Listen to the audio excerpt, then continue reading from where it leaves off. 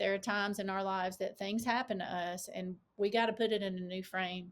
If we just keep looking at the hurt and the wound and the what they did to me and how could they, all we're always going to see that picture in the same way, but we can take the same exact picture, put it in a new frame, and has a whole different appearance.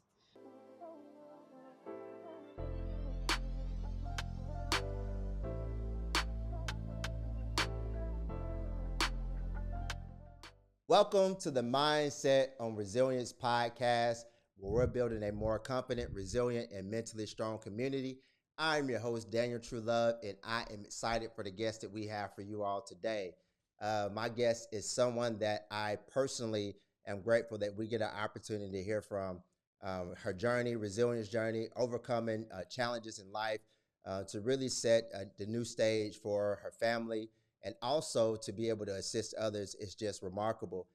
She is currently the director of accountability, and we'll get into what all that means. A former counselor. Also, she is a Maxwell certified leader. She has done amazing things in education, but also her personal life is amazing as well. From a wife to a mother, an overall great person. I'm excited for us to have a conversation with none other than Mrs. Jackie Hudgins. How are you doing today? I'm doing great. Thank you so much for having me, Daniel. Listen, I am excited about this conversation that we are about to have. You are someone that I admire.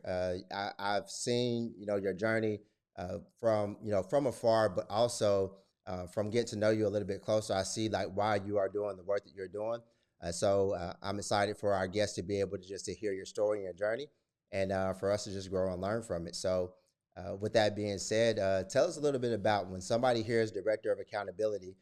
They may not know exactly what that means. So, what exactly do you do in your role, and what was your journey to becoming the director of accountability? Sure. So in the state of Alabama, it's probably for me to explain that in two things that I do. Number one is that I work with our school report card for our district. So I am compiling, certifying, cleaning up data for our schools, and also using that to try to help drive our schools towards making positive progress. Work very closely with a lot of other people in the office and assessment curriculum. So the school report card is one that's easiest to explain. And then the second big nugget of my job responsibility is I'm also our school counseling coordinator, which gives me the opportunity to support the team that I was once a part of. And so now in the Tuscaloosa County schools, we have 47 school counselors across our 35 schools, and lots of diverse needs. And I consider it an honor to be here as a support system and equiper and resource person for the school counselors as they lead in our schools. That's amazing. And so you talk about the school report card because that's the first thing that you mentioned. How important is a school report card? Every year you see schools that post, we have A or B or whatever there is, or they raise from one level to the next.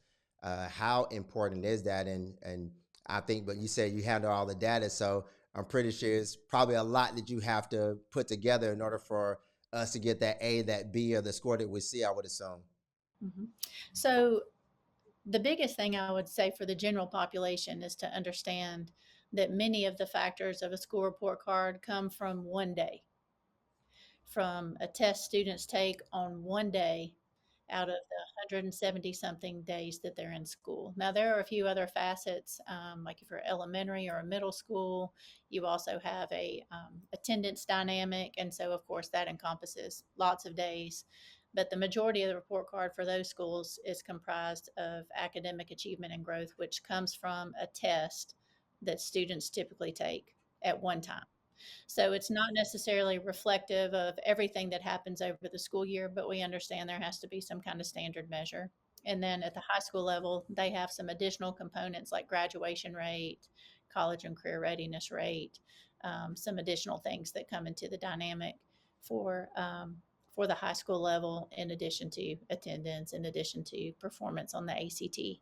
So, honestly, getting a behind the scenes look, I highly recommend it to everyone from the outside because it may look, oh, the school has a B or an A or a D, but there's much more into that whole dynamic than just making an A, B, C, or D. So, Yeah, and I think that's a really great point that you make because I recently saw someone speaking about it was an educator and he was referring to a student that had told him that I'm not going to take this test serious, and so now you have a score that is reflective of the school, so to say, but we do have to have students that are serious and taking this test serious and putting their best effort for it.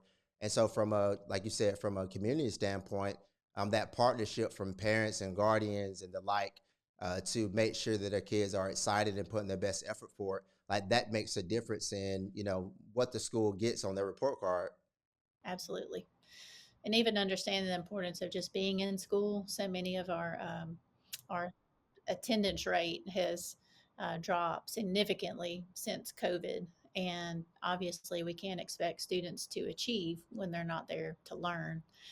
So it's kind of a double edged sword there. And we definitely need the kids in our building. So, Yeah, that makes sense. And so you talked about also outside of just the report card, you did mention over counselors, and there are 35 schools, I believe you said, and 47 counselors. And so, talk to me a little bit about like you being a director over them, and what are some of the things that you facilitate or things that you are managing, in the 2024 in education. sure. So, as the kind of support for our school counselors, we have monthly meetings that we work on, I'd say trainings where we do some equipping. We do team building there, leadership development. So that ties into the Maxwell leadership team. Uh, Also, just making sure that we stay relevant with the things that they're facing, whether that be societal issues, specific things going on in the school, new programs coming in that sometimes we have to be trained in. So, trying to plan effective and beneficial meetings each month. And but I mean, there's so much happening. Again, I know we use the phrase so often of post pandemic, but it's a marker, and to look at how things were before, and then all the things that were revealed during the pandemic, and that we're still trying to figure out how to address now with limited resources. So our mental health needs are significant. Um, Behavioral needs are significant. Just motivation. There's so many things there. And so the counselors really do wear a zillion hats, making sure they're developing character, helping students become good people, staying on top of things, helping them be organized, successful, not just academically, but relationally, professionally. So um, the it's a wide open door, but a great privilege to be able to impact students in all of those ways. And I'm interested in maybe diving a little bit deeper into that. I know from maybe things that you are limited in being able to say and things like that. But like from a general overview, do you mind diving into like let us know a little bit of what goes on, kind of like in schools? Because maybe I know, and I see conversations on both sides as it relates to students, as it relates to educators, and when you talk about mental health, when you talk about attendance, and all these other topics that you've mentioned right now. Um, on a day-to-day basis from your counselor's point of view and from your point of view as well, like what are today's students facing post-pandemic on a day-to-day basis? Probably so much more than honestly I can speak to from personal perspective and just watching. But post pandemic, we have students. I mean, technology, honestly. In one way, it's been a blessing because it's helped us. In another way, it's been a detriment because it has allowed students to be more digitally connected than ever before in any generation, but they're more relationally disconnected than ever before in any generation.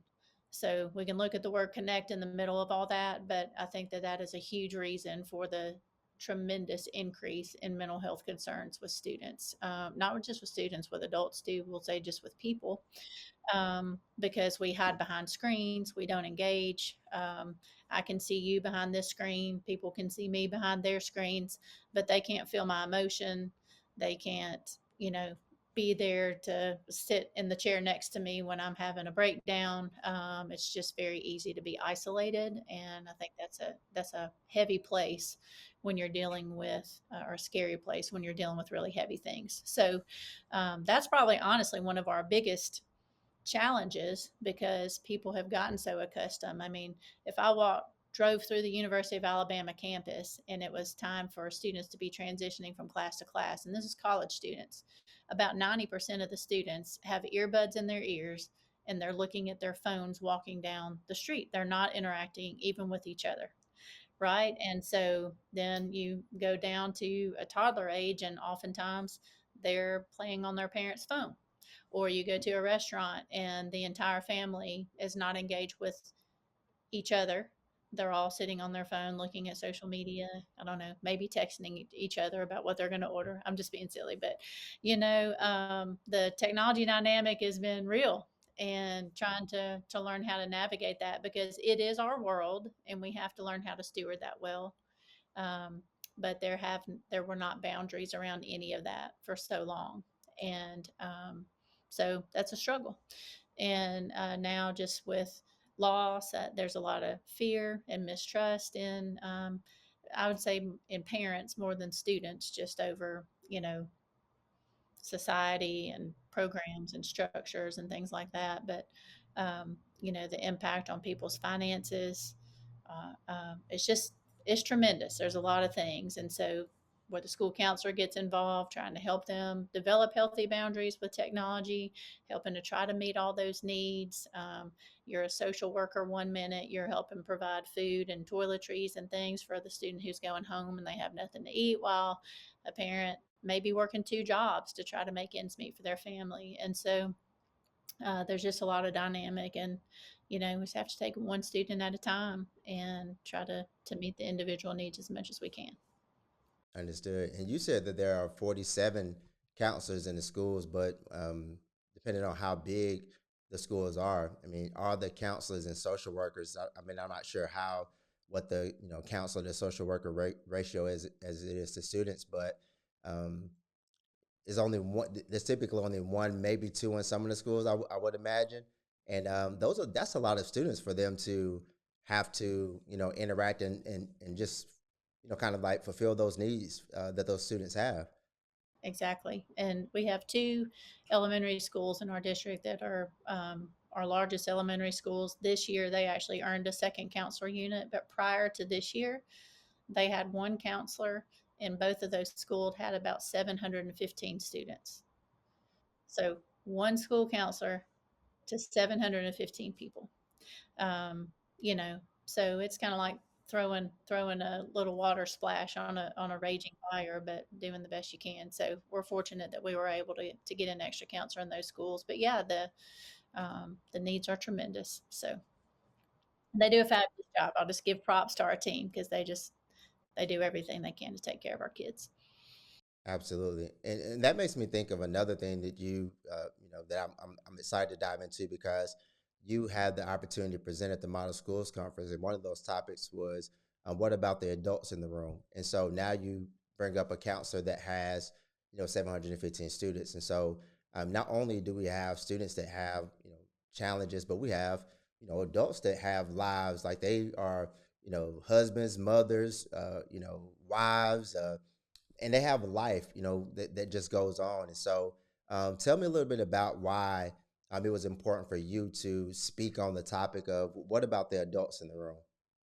Um, a few years ago, I had a chance to actually go to a national school social work conference, which I'm not a social worker, but I was invited to go with some of my colleagues because so much of our job overlaps. We do a lot of the same things. And so I attended a session and learned about adult SEL at that conference, and it just really struck a nerve with me. I was just like, we have to do this because as people in education, my husband works in healthcare.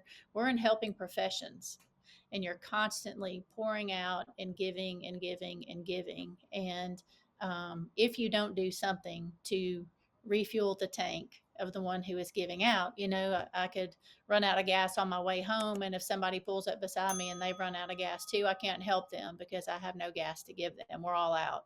And so then we have to wait on someone else to come rescue us both. So, in the personal dynamic of that, it's kind of like being on an airplane, and they'll tell you, if there's a change in cabin pressure, this mask is going to drop down.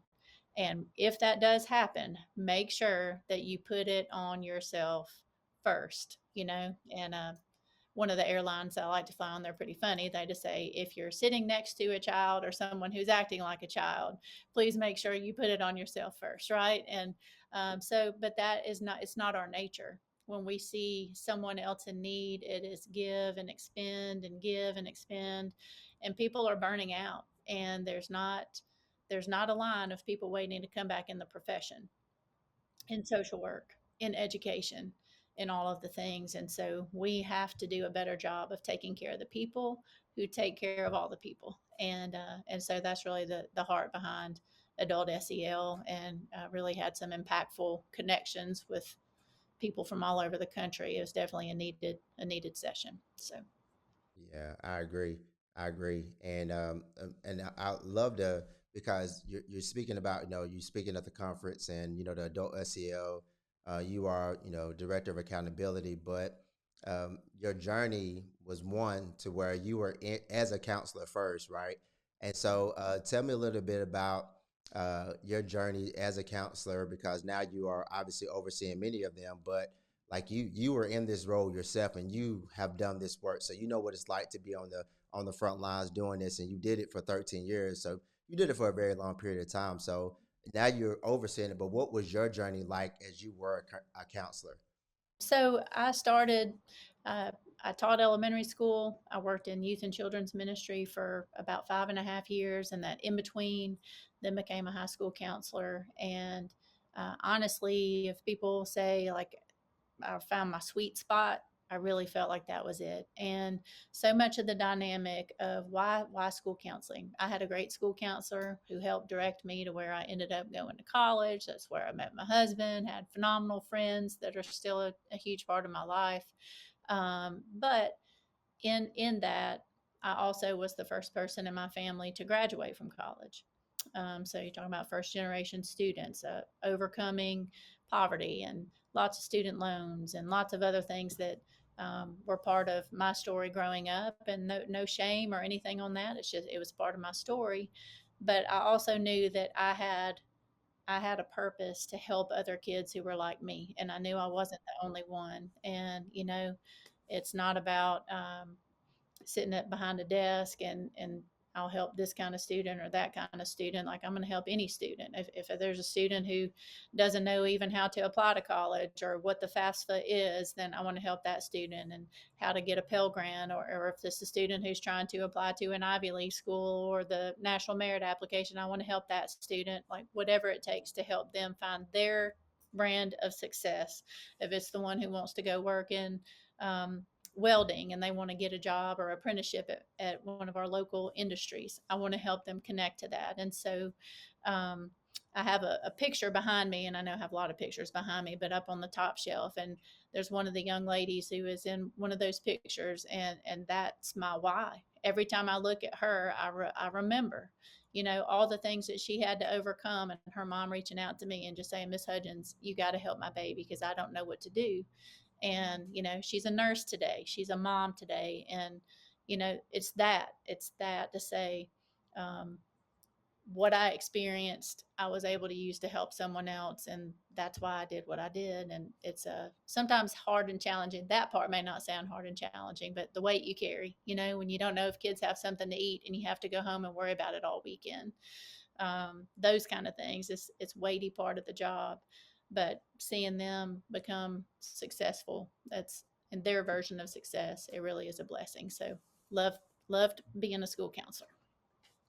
Now you're an amazing one at that, and I appreciate you sharing, because um, I very transparently, I speak in the mental health space as well, and I go to a lot of conferences, and one that I recently went to, I had to interject and speak on a topic that I believe that you've kind of like mentioned here. A lot of the speakers, and they were talking about the mental health challenges and ACEs as it relates to Black and Brown students, and which is a very very true statement. But there's like a population that it seems to miss out on, and those are other students that are also facing challenges, also going through adverse, circumstances, and we need to paint, the whole picture because we can't not see that person and their, circumstance or their challenges and realize that they need help too. And so you mentioned that you had some adverse circumstances. You were the first generation college student. Is there ever like when you maybe share that and people like you like does it seem like they don't expect that from you, that for that to be your background? Does that make sense what I'm saying? Absolutely. Yes. And I can say, even in times when I would meet with students and parents, and you can see the defense mechanisms going up. And I mean, just be honest, I have no problem talking very um, openly about things like I didn't have any choice in the pigment of my skin or the color of my eyes or the family I was born into, nor did anybody who sat in the seats across from me. Like I don't treat people differently because we may look differently on the outside. Okay. So, but sometimes just putting that, and I'm going to just say it like, can we just address this? I'm here to help you. I am here to help you. Like you may look across the table and you see this kind of person or whatever, but I'm here to help everyone who comes into my office. And so, um, because it's not, trouble, adversity, it doesn't play favorites to a race or a gender or a socioeconomic status. I mean, they may look different in different dynamics, I mean, go to one dynamic and there's a parent not at home and maybe a parent is incarcerated or something. And then you can go to another end of the spectrum where there's so much resource that the parent is also not at home because they're traveling the world. And then here this kid is at home by himself or herself. Totally different dynamic, but they're facing the same exact problem, right? So we got to help them all. So Yeah, I agree. I agree. And now let me ask you this: now, when you do you ever get like the opportunity? Did you ever have the opportunity to share your experience? You mentioned the wall being up, but like, have you ever had the opportunity to share your background and your story? And was that able to maybe like tear some of those wall downs for them to see you, not for on the outside, but actually see you for who you are and to see that there was a connection there? absolutely. Yes, with the parents. And that's actually a huge part of the What About the Adults in the Building presentation. We do a little focus on ACEs, the adverse childhood experiences. And what captivated me about that whole concept, my last year as a school counselor, we watched the Resilience movie. And in there, Dr. Nadine Burke Harris shared, there was a quote that was shared, or not a quote, a statistic shared that students who experience three or more ACEs are 75% more likely to develop congestive heart failure than people who have that like in their genetics. And it just blew my mind. I was like, wow, because I just think people's faces, come to mind. And then we took a little assessment, and out of the questions that we had to answer, like I had a score of 7 out of 10, 7 out of 10. So but statistically I shouldn't be sitting here having this conversation with you statistically, you know and so that whole dynamic and opening up to share that. And I have done the same thing within our school system, because again, people will put up barriers. Oh, you work over there. Okay. Yep, put my pants on the same way you did today. I really did. But just to say, like, this is why I'm here. This is what I overcame because there were people who interjected into my life and said, there's a better way and you don't have to repeat this. And so I want to do the same thing, empower them to say, you can do the same thing for some of your students, and you may need somebody to do the same thing for you. Again, put the oxygen mask on, address what's happened in your past, and also be familiar with what has happened in other people's past, because just because it's not my story doesn't mean that your story is false. And just because it wasn't your story doesn't mean that mine is false. Like I lived what I lived, you lived what you lived. And, I think we can gain a lot by getting to know what other people have experienced. Not discredit it, not discount it, but learn from it and help each other be better. So that's kind of really the whole premise of the adult SEL. That's good. But that speaks to your, the whole topic you were speaking to earlier, which is about being connected. We are technically the most connected that we've ever been from an access standpoint, but the least connected that we've ever been at the same time too.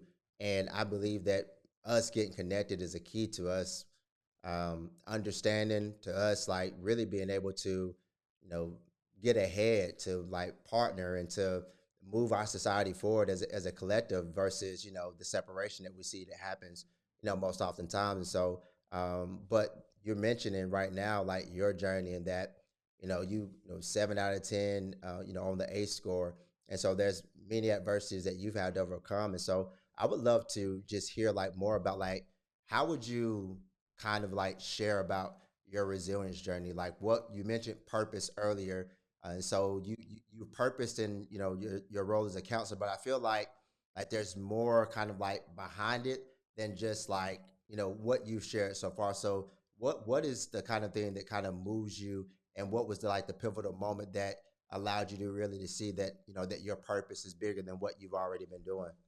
So I'll say when I was in middle school, most awkward time for everyone in life. Like I've never heard anybody say, seventh grade was the best time of my life ever.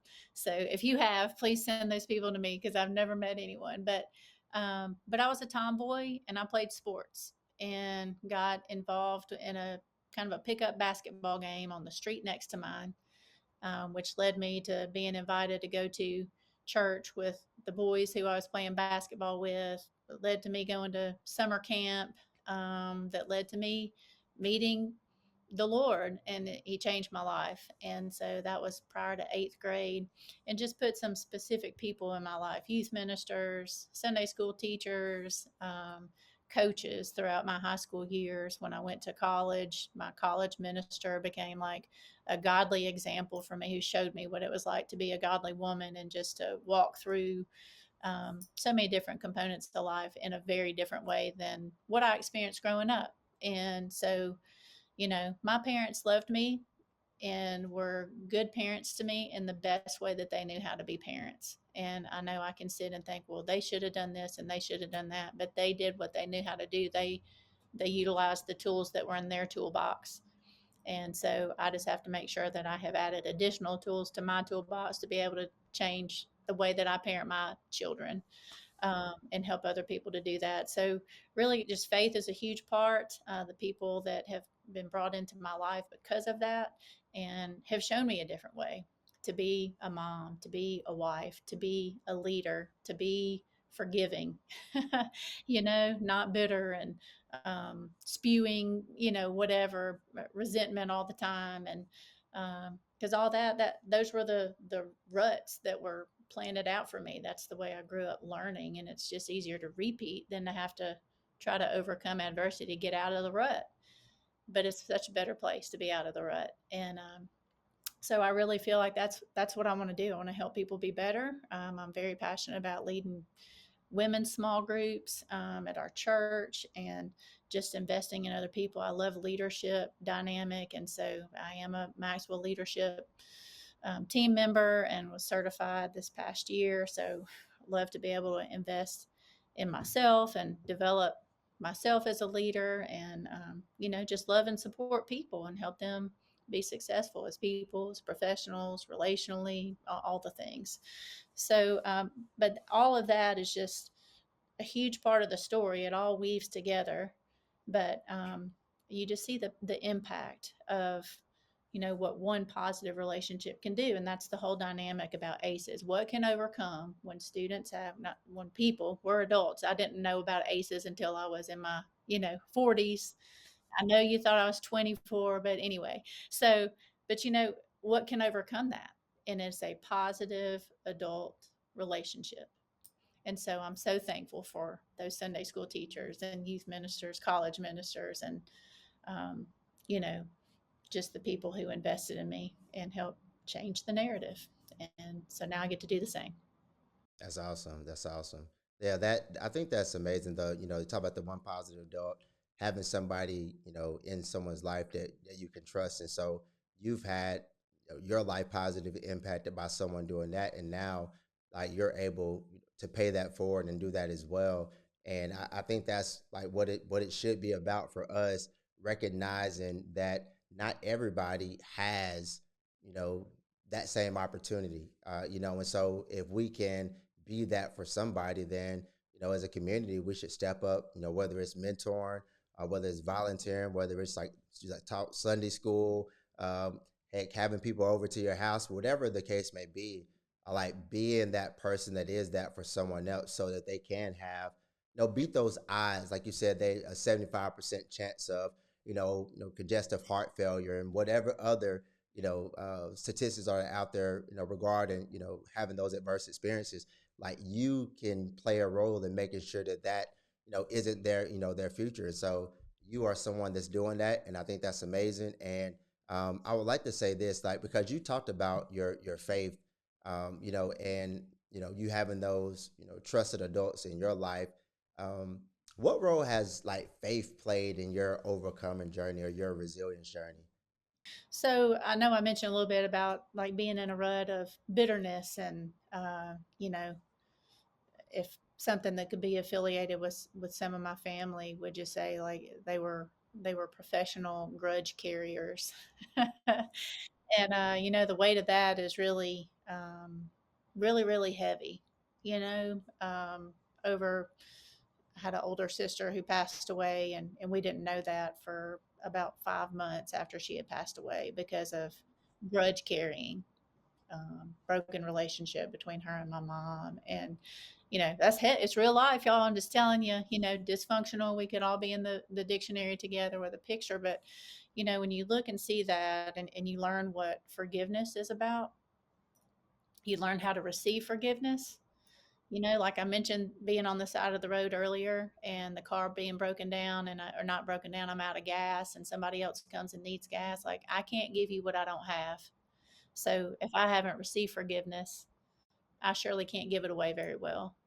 And so, I mean, my faith journey has just been huge in that. And just, I'm thankful for grace every single day. I need it every day, and I also need to extend it every day. And hadn't met a perfect person yet. I'm certainly not one of them, but just learning how to forgive and detach myself from the pain of yesterday.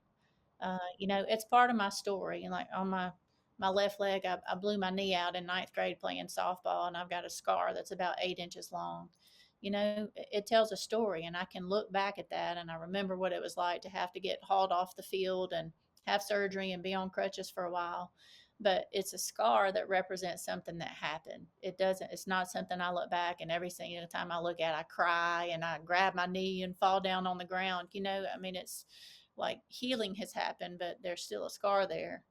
But it's just part of my story. It's not telling me, you can never play softball again, and you're not good anymore, or just any of that. I just appreciate the fact that we can heal from things that have hurt us, and forgiveness is just a huge part. And it's not, forgiving someone doesn't make something hurtful that happened to you okay. It just makes you okay, and it helps cut an umbilical cord to bitterness and resentment and all of that, and just say we're not going to give power to that stuff anymore, and just it's too heavy.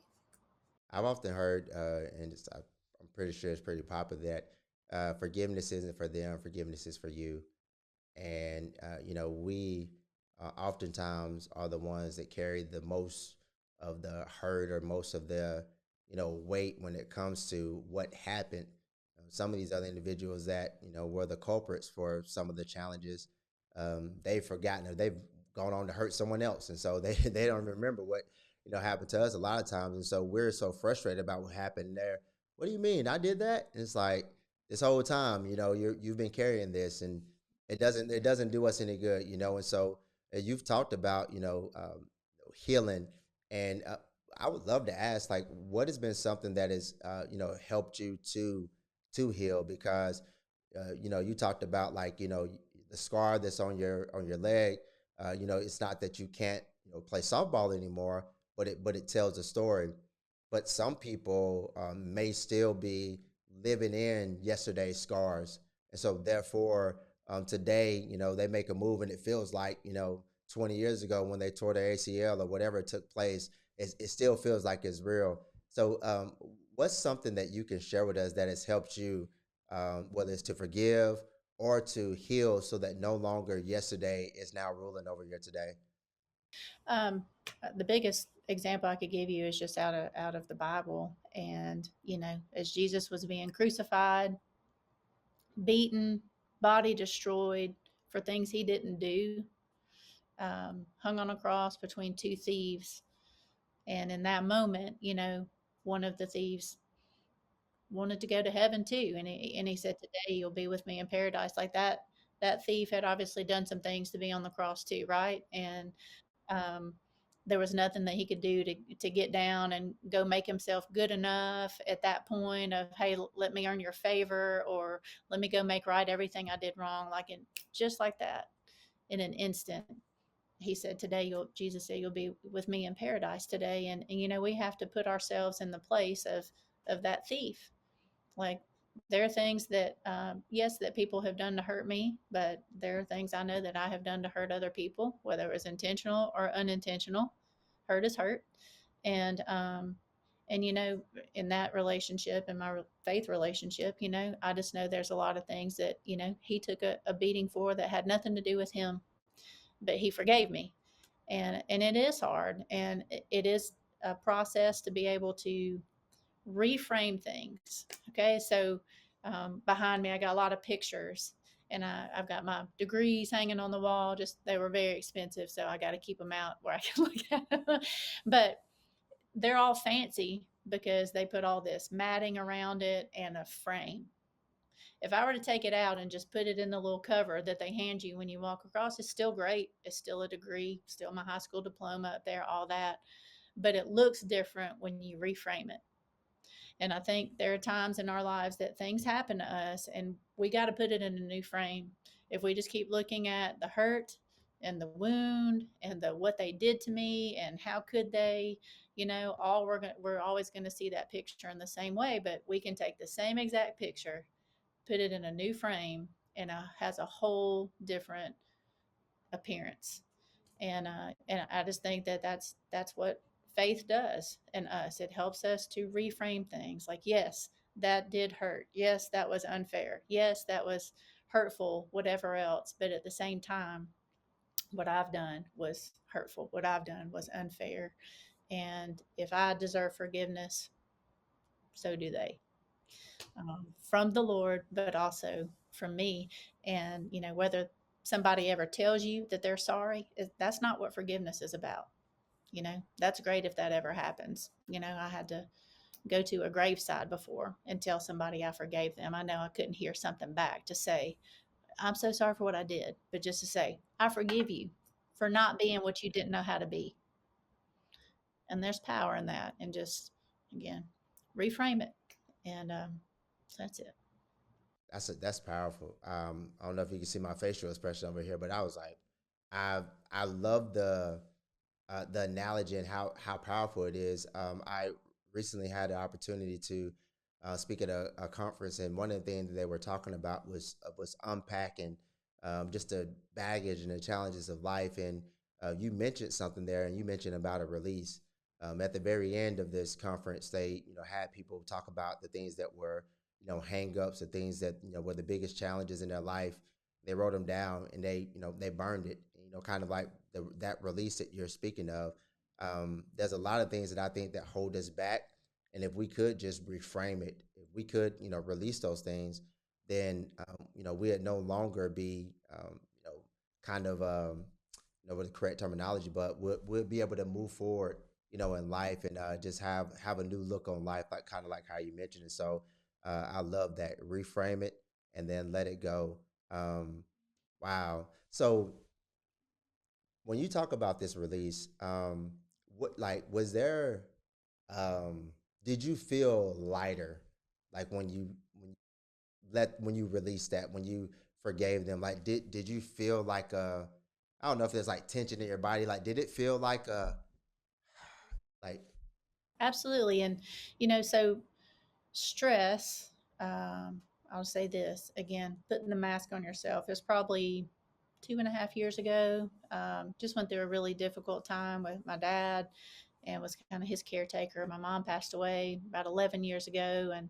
And so just the stress of that, of taking care of him, he had dementia, and it's just a lot, and balancing marriage and children and a stressful job and serving in the church, and all the things, trying to keep all the balls rolling. And you get to the end of yourself. So all the things that I recommended to everybody else for forever was just like, okay. And I ended up a few blocks away at a therapist office. And so that word scares people. We can call it a counselor, whatever you would like. But I just needed some help with a neutral person who could help me process, and I'll say reframe, um, some things that had happened in my life trauma is what we talk about with resilience. Trauma and all those things, like trauma can bring up a whole lot of stuff. And the first thing that my therapist showed me was a picture called the anger iceberg. So if you're watching this, I just encourage you, go check it out, Google it, look at the anger iceberg. And because that's the easiest motion for us to define, is like, it just made me mad. Road rage, what's that's about? Anger. I mean, all the things, I went off on him. Anger, right? All the things. But everything's not really anger.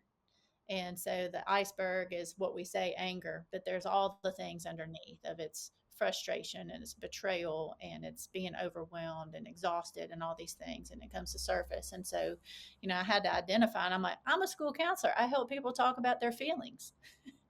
And I didn't even know how to correctly identify what I was feeling, and it just resonated with me. But, she really helped me to process and just kind of to um, not relive trauma, but also just to kind of, again, now it's part of my story, but it's not my story. It's part of the story. Like the page was turned, we're still writing a new chapter now, and I can look back on that, and even though there were hard times, it's still like those things develop me into who I am.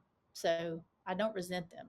You know, would I want to go back and live them all over again? I don't know. I mean, I would want to say no, but at the same time, I'm kind of proud of what I've overcome and what I get to do now. So, I mean, all things work together for the good of those who love God and who are called according to his purpose. And so, all that junk, even though we don't want to live through junk, it's really what defines us. It's really what makes us. It's really what teaches us to depend on someone beside ourselves. And I mean, again, go back to faith so much. It's just like, I don't know, don't have a reason to be sitting here today. I'm just thankful for Jesus. So, but yeah, I mean, the release, I guess, stress, it causes tension in your body, constant like knotting up in your neck. I mean, going to the chiropractor, all this stuff. And it's just like, man, you gotta let it go. Like you're carrying things that are hundreds of pounds, but nobody can see, and it wears you out. So getting that stuff off of you, you're like, whoo, I grew about 6 inches when I got all that stuff off my shoulders. So definitely recommend it. Yeah, well, and I appreciate you for sharing. I appreciate you for being, real, like honest, open, and transparent because I think it's something that a lot of people relate to. You mentioned your father, his journey with dementia. My father currently has dementia. And it's been a very challenging, journey with, like you said, caretaking and you you for anybody else that maybe has experienced this with a relative or you personally, it's very very challenging. And so that's I resonate with that. And so I appreciate your your honesty and vulnerability about what you've shared. And you did mention, because there are a lot of adults, educators that listen to this, what is one thing that you recommend for them putting their mask on first? Like, is there like a self-care tip that you have outside of just counselor or processing it with somebody? Do you have anything else that you can share for anybody that, I mean, it's May, so they're coming to the end. They may just unplug for the next couple of months and not really do anything over the summer and just not really be prepared and feel the same way as they come back into the fall. So, what would you say? So I'll say this that I think we've kind of put a incorrect spin on what self care is. Like it's great to go get a manicure, um, pedicure, whatever. Maybe you don't do that, whatever it might be. Um, but those things are nice and sure it's relaxing and stuff for a minute. But in the heart of things, that doesn't change the dynamic of what you're dealing with in your life, right? That stress and everything else. So yes, do those things. Take care of yourself if you enjoy it. But it's a deeper level of. I mean, often I've heard said soul care. Rachel Joy has stated that. Rachel Joy Baribeau, like that, it's soul care of taking down at the deep part. And um, one thing that my pastor said one time that really resonated with me because I'm very much a doer. I come to work early, I stay at work late, I go home and work, but I have always loved like detail oriented things. My dad taught me to paint. I love to paint. Not like Picasso, but painting a room, like and I love to mow the yard, the grass. I actually have a blog called lessonsfromthelawn.com. And so it's like lessons that I get when I'm mowing the grass, and it's just like takeaways from that. But I love the fact, even though I'm going to have to do it again next week, that there's a start and a finish. Like I love the lines in the grass, I love edging and all those things. And so what he said, and it never really made sense to me, like why do I like that so much, why is it? And he said this, that if you work with your mind all day, go home and find rest in doing something with your hands. And if you work with your hands all day, so say the person who, like my dad was a mechanic, he's doing that, then go home and do something to work with your mind. And so it could be engaging in a book or, you know, and so I'm just like, that's it. Because at this point, I'm not having to think about taking care of anyone or whatever. Like I'm completing a task and it's done and it looks good.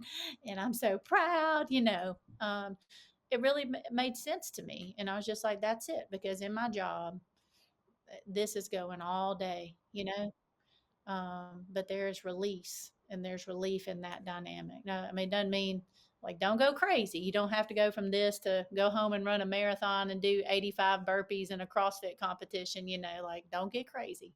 But, you know, but for some people, really, it could be working out. It could be taken from this to go and it's released, right? So, but I would definitely recommend that. So, whatever it is that you do, if you're a person who's using your heart and your mind all day, go home and give those things a break and do something with your hands. And if you're using stuff with your hands, then go home and engage your heart and your mind. So, That's really good. That is really really good. So I've become obsessed with my lawn as well, and I've never heard that terminology before or that reference, but now it makes sense why mowing the lawn is therapeutic for me. And I was talking to my wife about it, and I was like, "Yo, I love it. I got the edge. I mean, I go pretty crazy with this. Like, I enjoy doing it, right? And not until now, and it's like I work with my mind all the time, so that's an opportunity for a release, and I'm just working with my hands. Like, I don't have to think about anything. Thank you for that. Yeah, yeah, it makes a lot of sense. Makes a lot of sense. Well, Miss Jackie Hudgins, this has been an absolutely amazing conversation. I appreciate you sharing your life, sharing your story, sharing just your journey of many things with us. We have this segment that we end with called "Better Days Ahead," and what it is a moment to share any type of words of wisdom, encouragement with our audience from any of your life experiences. So, do you have anything you would like to share with our audience for Better Days Ahead? you are created on purpose and with a purpose. And the only the only thing that ever gets to name a product is the maker of the product. If you go buy Kleenex, whoever originated Kleenex, they're the ones who named it Kleenex. If you go buy some juicy fruit gum, whoever made the juicy fruit gum, they're the one who did that. And the one who made you and the one who purposed you is the one who defines you and tells you your worth and all of those things. And I just hope that you would never listen to anything else that's contradictory than to what your maker says you are, and that's loved and chosen, and you're his masterpiece, and you are purposed. And so anyway, get in the Word of God, know what He says about you, and just use that to be your foundation, so you can add that value to other people as well. Thank you so much. And so we end with the wisdom that we just got from our guests. And so for all of you out there, you were created on purpose with a purpose. And so don't let anybody make you think anything different. This is another segment of the Mindset on Resilience podcast. Until next time.